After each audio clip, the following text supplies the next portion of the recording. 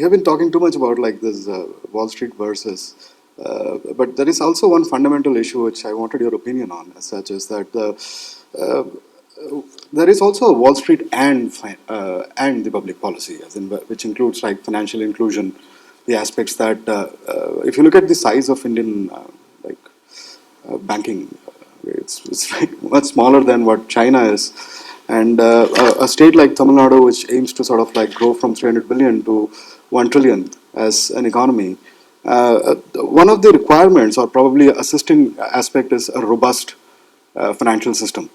And what do you think is the current state of it and where it is going? I'm also being slightly bit more sort of like selfish on this aspect because I'm trying to encourage my students to pick up finance. So, so this is, I wanted to hear from you how the state of our financial system is going to grow from now on. And if you have brief.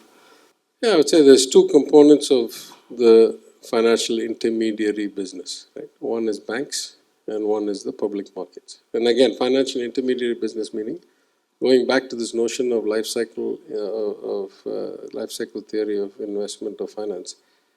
All markets do is move money backwards or forwards in time. That's what, basically.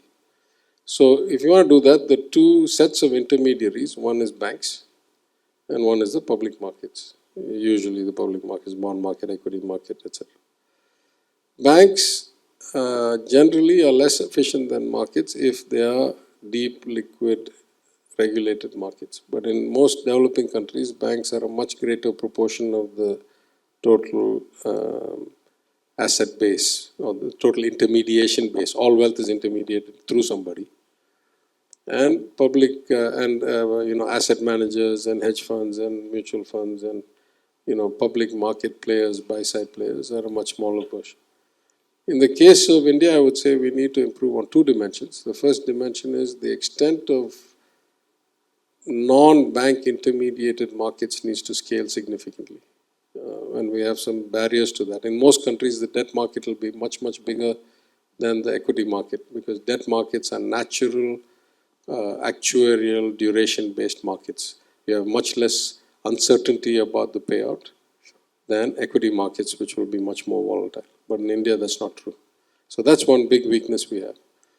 And the second, I would say, overall, the extent to which intermediation works well is an accelerator of growth. And I gave this speech, I think, like in 2013, I gave at the ICAI a lecture. It's called the Swaminathan Iyer Memorial Lecture, something annual lecture. And I said, why efficient markets are accelerants of growth, right? Because what you don't want is capital being deployed inefficiently. And the government of India has tried to do some of these things like the gold bond scheme and stuff like that. But the basic math is very clear. The percentage of the wealth of the country that is deployed, or the GSDP or GDP for that matter, that is deployed in the markets is much, much lower in India than it is in developed countries. And we need to make the markets much more participative.